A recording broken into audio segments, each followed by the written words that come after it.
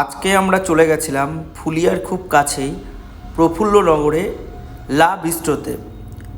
আজকে আমাদের দুপুরের প্ল্যান ছিল আমাদের ফুলিয়া ব্রাঞ্চের ম্যানেজার বিদেশের আইবুড়ো ভাতটা ওখানেই সারব।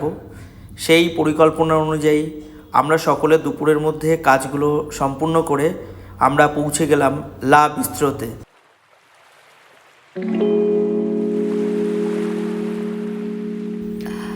আমাদের আসার সঙ্গে সঙ্গে আমাদের কথা মতো সমস্ত আইবুড়ো ভাতের আয়োজন ওনারাই করলেন। প্রথমে আমাদের চারজনের জন্য 4টে কফি ছিল ফ্রেঞ্চ ফ্রাই, ছিল একটা মাছের কিছু রেসিপি। তো এটা দিয়ে আমরা প্রথমে স্টার্ট করলাম। ওনারা 30 মিনিট সময় আমাদের কাছ থেকে চেয়ে নিল, সমস্ত কিছু পরিকল্পনা মাফিক ওনারা সাজিয়ে দেবে। ততক্ষণে আমরা চারপাশটা ঘুরে দেখলাম। এখানে মাটির কুটিরের ওপরে হাতের নকশা কাটা বেশ কিছু ছবি আছে, যেগুলো বেশ সুন্দর লাগছে। তো আমরা সেগুলো দেখলাম।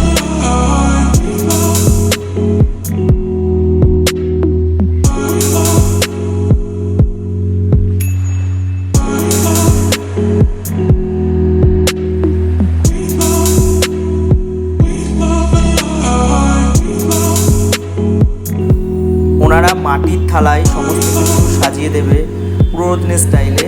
তো সেটাই সেরকম কথাবার্তা ছিল।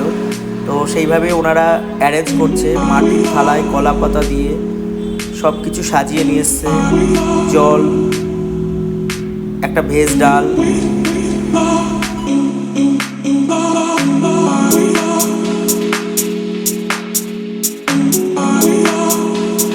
এখন চলে এসেছে ইলিশ সর্ষে, চিংড়ির একটা রেসিপি, চিংড়ির মালাইকারি বা পোস্ত জাতীয় কিছু একটা, পটল তেল, জাস্ট পটলগুলোকে কীভাবে একটা তৈরি করে নিয়ে এসছে জানি না, নতুন আমিও ট্রাই করলাম। মিক্স ভেজ ছিল, কাতলা মাছের মুড়ি ঘন্ট, পাঁপড়,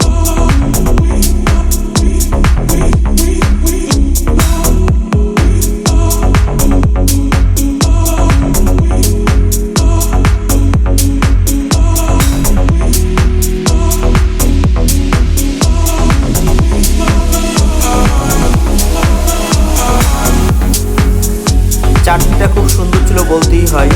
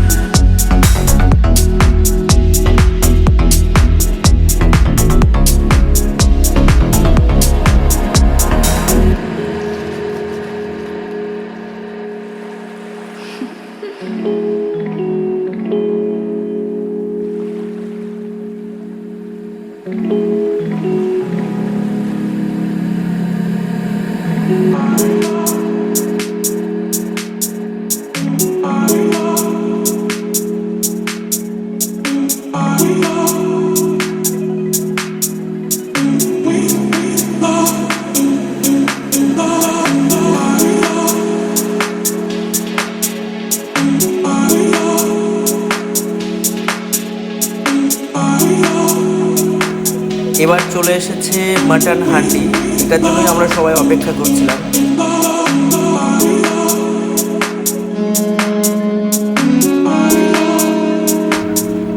মাটন হান্ডিটা এবার খুলে দেখবো ভেতরে কি আছে।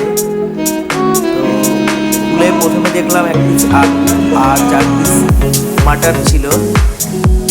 দেখতেও বেশ সুন্দর, কালারটা ছিল, গন্ধ তো বলার মতন না, খুব সুন্দর ছিল।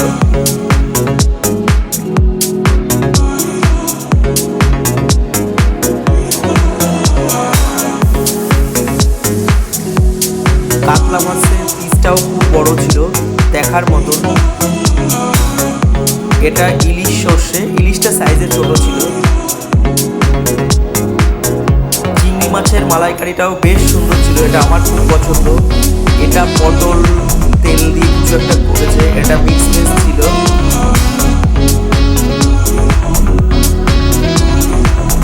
ডাল ফ্রাইটা ভালো ছিল।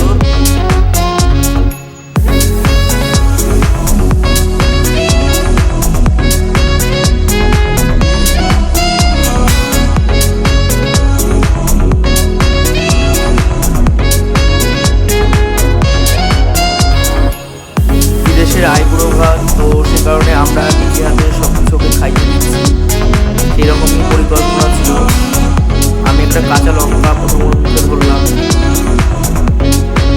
কাঁচা লঙ্কা শেষ, এবার একটা পাঁপড় খাইয়ে দিচ্ছি।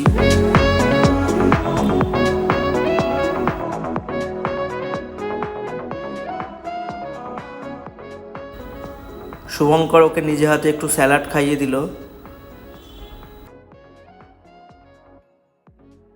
এবার আর সময় নষ্ট না করে আমরা সকলে মিলে একসাথে খেতে বসে পড়েছি। প্রত্যেকটা খাবারই খুব সুন্দর ছিল। এখন আর একটাও কথা নয়, জাস্ট খাওয়া দাওয়া চলবে। হাত ধুয়ে এবার বাড়ি ফেরার পালা, সরি অফিস ফেরার পালা, কারণ আমরা দুপুরবেলাতে হাফ টাইমে গেছিলাম। তো সমস্ত কিছু শেষ করে আবার অফিসে ফিরছি।